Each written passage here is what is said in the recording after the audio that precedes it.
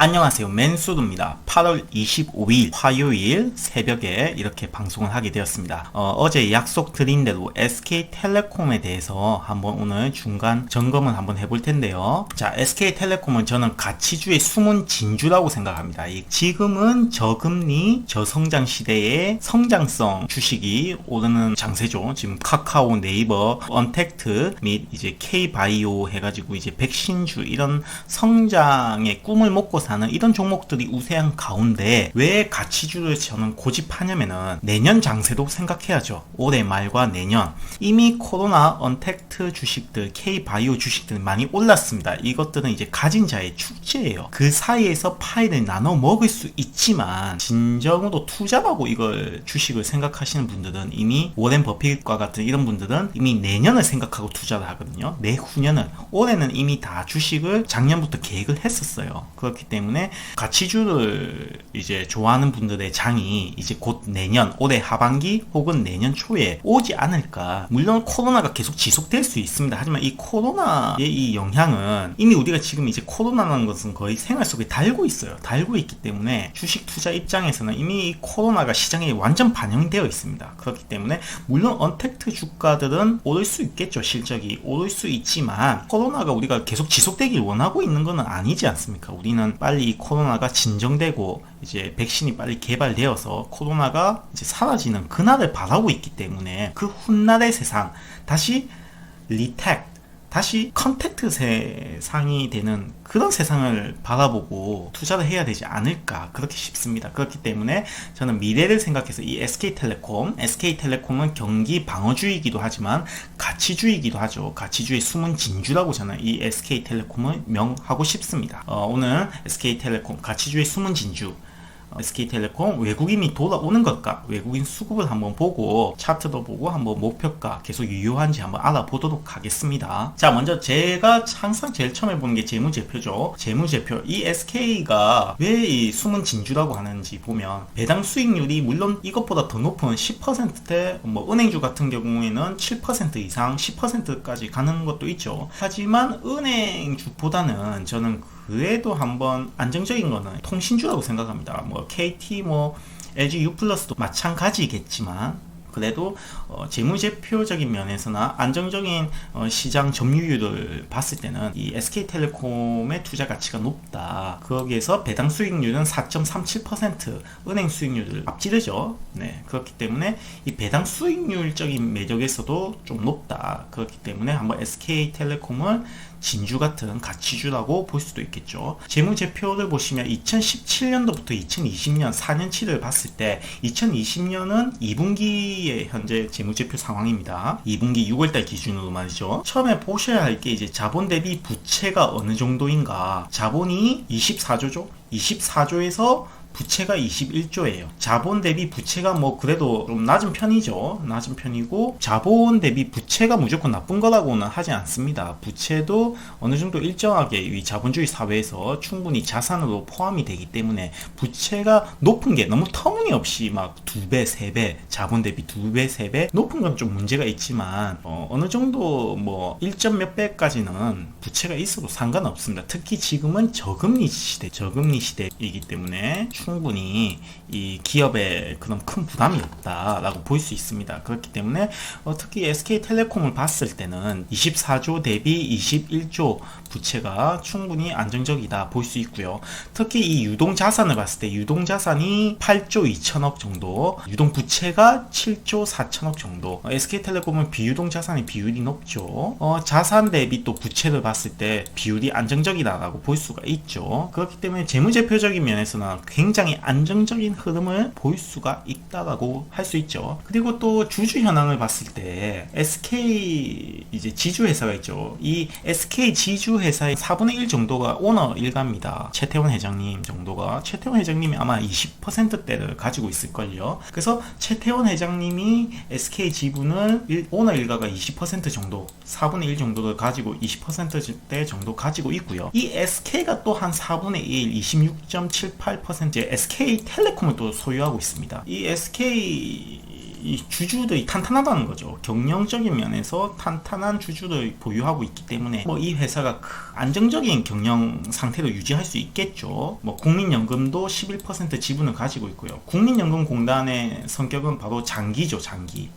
장기적인 투자 관점에서 봤을 때 이 종목은 굉장히 안정적이다. 막 등락이 있을 수는 있겠지만 그래도 이 회사의 운영적인 면에서는 그렇게 큰 문제가 되지 않는다. 장기적으로 이 종목을 봤을 때 배당 꾸준히 받아가면서 장기적인 관점에서 이 종목을 봐야겠죠. 그래서 이 종목 같은 경우에는 저는 40% 정도를 포트폴리오에 40% 정도를 들고 가는 것을 추천드립니다. 자기 자본에 투자 금액이 40%까지도 충분히 들고 가도 됩니다. 장기적인 투자적인 면에서 말이죠. 꾸준히 배당 받아가면서 4.37에 배당 받아가면서 물론 가격이 더 떨어진다면 5%대까지도 간 적이 있습니다. 그렇기 때문에 뭐 4에서 5%까지 안정적인 배당을 받으면서 꾸준히 이제 평단가를 낮춰가면서 시세 차익도 없고 배당 수익률도 없고 안정적이게 자금을 투자할 수 있겠죠. 굉장히 가치주다, 매력적이다 할 수 있습니다. 실적을 보시면 분기 실적입니다. 분기 실적을 봤을 때 1분기 2020년 1분기 실적은 작년 대비 3,700억 3천억, 한 700억 정도가 조금 모자랐어요. 뭐 그래도 코로나 치고는 괜찮죠. 아무리 코로나가 터져도 통신주가 뭐 그렇게 뭐 영향이 크지는 않았어요. 왜냐하면 통신주는 대표적인 경기 방어 주식이죠. 경기 흐름에 큰 민감도를 가지고 있지는 않아요. 내수주의이기도 하면서 경기 방어죠.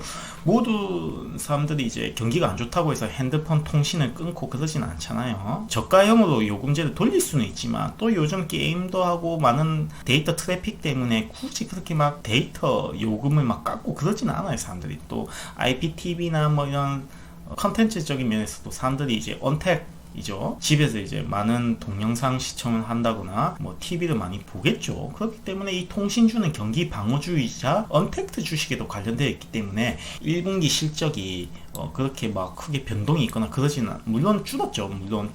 왜냐하면 핸드폰이 판매가 급감하면서 신규 5G 가입자 수가 물론 늘어났지만 뭐 그렇게 큰 비중으로 핸드폰을 사고 팔고 하는 사람들이 핸드폰을 사고 팔고 하지는 않죠. 핸드폰 판매 대수가 줄었기 때문에 아무래도 그런 거에 대한 영향도 있지 않았을까, 신규 고객 확보하는 면에서. 자, 근데 2분기 한번 실적이 발표됐었어요, 최근에. 2분기 실적을 발표했을 때 어닝 서프라이즈를 기록했죠. 당기순이익 4,322억. 작년 2,590억에 비해서 약 2,000억 정도가 증가되었죠. 실적도 증가하는 추세였고요. 작년에 비해서 영업 실적도 나쁘지 않았고요. 당기순이익인 더 늘어났죠. 배당 수익도 있었을 거고요. 그렇기 때문에 이 SK텔레콤의 실적이 나쁘지 않았다. 작년 상반기를 봤을 때 1분기, 2분기 합치면 약 한 6,200억 정도 되는데 지금은 이미 7,000억을 넘었다. 7,000억을 넘었기 때문에 한 1,000억 이상의 이제 당기 순이익이 지금 상반기에만 작년에 비해서 더 발생했죠.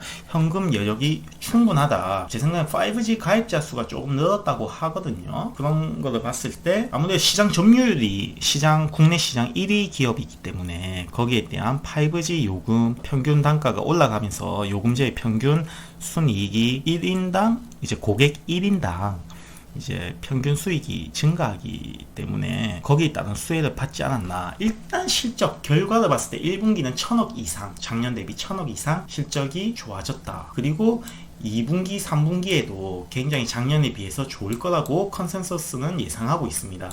지금 최근에 마케팅 비용을 줄임으로써 이 당기순이익이 증가했다고 볼 수 있어요.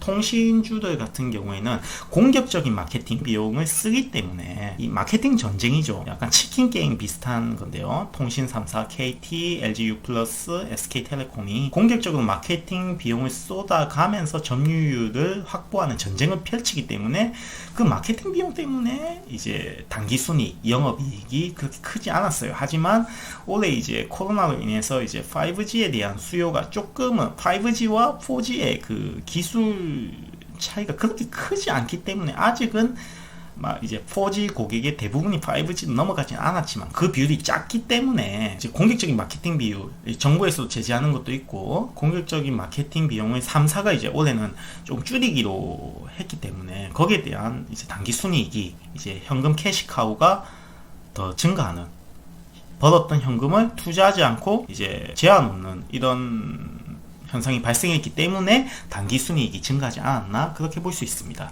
물론 하반기에도 올해는 공격적인 마케팅 비용을 좀 줄이겠다고 컨퍼런스 콜에서 재무 담당하시는 분께서 그렇게 말씀을 하셨기 때문에 올해의 실적은 뭐 엄청나게 서프라이즈 하지 않을까 생각합니다. 자, 이 주식이 배당주라고 했죠. 배당률이 높기 때문에 이렇게 현금 유보율이 높으면 높을수록 주주들에게 배당을 더 많이 할 가능성이 높아요. 그렇기 때문에 그런 거에 대한 기대감도 볼 수 있죠. 국가의 매력이 호재가 많은 상황입니다. 연간 실적을 봤을 때 2015년부터 이 주식은 배당주이기 때문에 유보율이 계속 늘어나죠. 이 유보율이라는 것은 이 기업이 캐시카우로 확보한 단기 순이익을 바탕으로 제한놓은 현금의 비중을 말합니다. 그렇기 때문에 유보율을 봤을 때 유보율이 계속 꾸준히 늘어나고 있어요.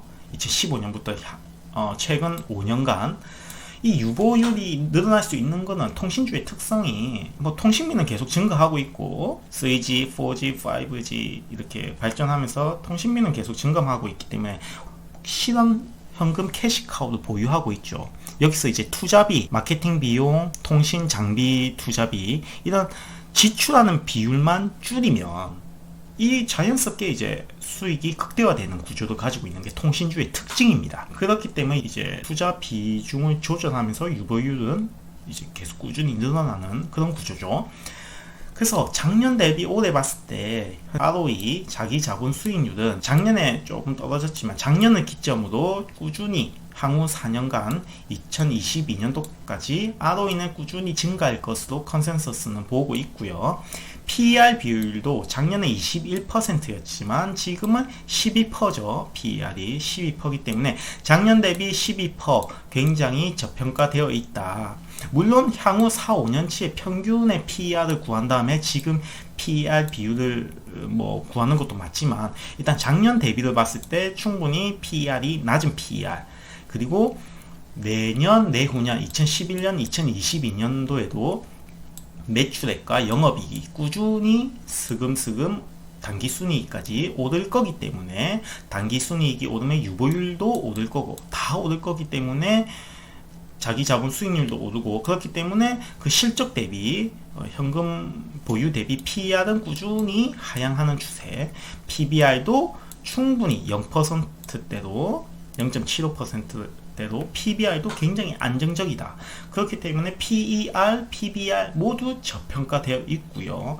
안정적인 실적도 보장되어 있다.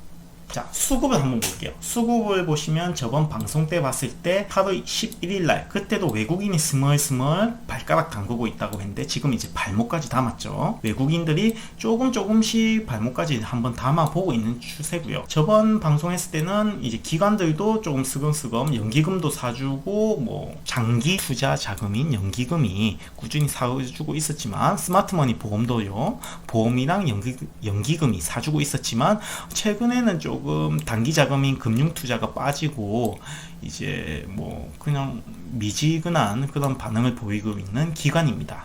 그 물량을 팔고 있는 물량을 외국인이 사주고 있고요. 개인들이 그렇게 적극적으로 매수하지 않는 모습은 고무적이라고 볼 수 있습니다. 자, 월봉 차트를 볼게요. 월봉 차트를 보면 제가 월봉상에서 이 하단선 추세선을 꺼놨고요.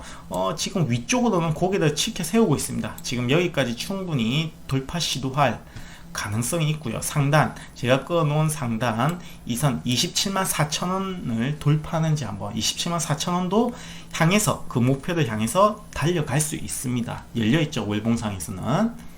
그리고 특히 이 월봉상을 봤을 때는 제가 25월봉선을 지지하는지 한번 보자 했는데 살짝 저번 주에 코로나 유행 위기로 인해서 살짝 떨어졌긴 했지만 그래도 올해가 이번 달이 가기 전에는 다시 25월봉이 흐트러지지 않게끔 계속 주식이 유도되고 있다고 볼 수가 있습니다.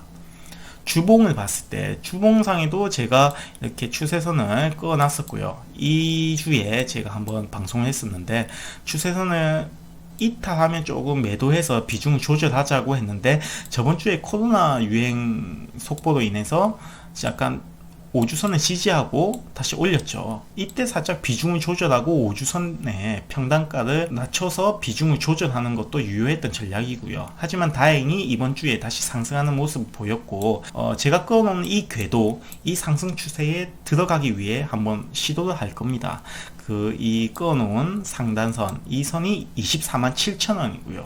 247,000원을 돌파한다면 이 궤도에 들어와서 다시 그 위에 267,000원, 26만원대로 안정적으로 쏘아 올릴 가능성이 높죠. 247,000원을 이번 주에 돌파하는지 한번 볼 필요가 있습니다.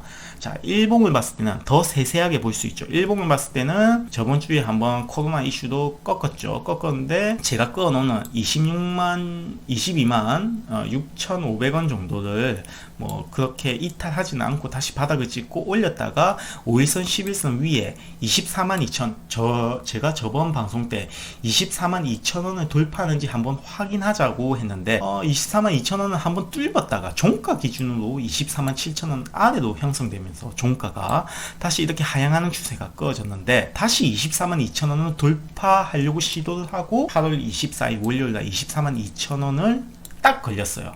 그래서 이 242,000원은 돌파하는지 한 번 더 확인할 필요가 있고 아래는 5일선 11선을 한번 보자. 5일선 11선은 단기적인 자금이기 때문에 이 자금들이 과연 242,000원을 계속 뚫어 나갈지 한번 볼 필요가 있습니다. 그래서 하단은 5일선 12선을 잡아보고요. 그렇게 월봉, 주봉, 일봉을 살펴봤을 때 가격이 어느 정도 감이 들어옵니다. 그래서 SK텔레콤 8월 25일 화요일 아침 다시 한번 요약해서 보겠습니다. 시장은 성장주 장세에서 가치주 장세로 전환할 준비가 되어 있다. 제 생각에는 올해 말 아니면 내년 초가 될 가능성이 높습니다. 일단 코로나가 이제 잠식되기 전까지는 성장주가 계속 우세할 거지만 우리는 그 후 세대, 가치주 세대를 대비해서 지금부터 비중을 늘려나갈 준비를 해야 한다. 특히 가치주의 진주는 SK텔레콤이죠.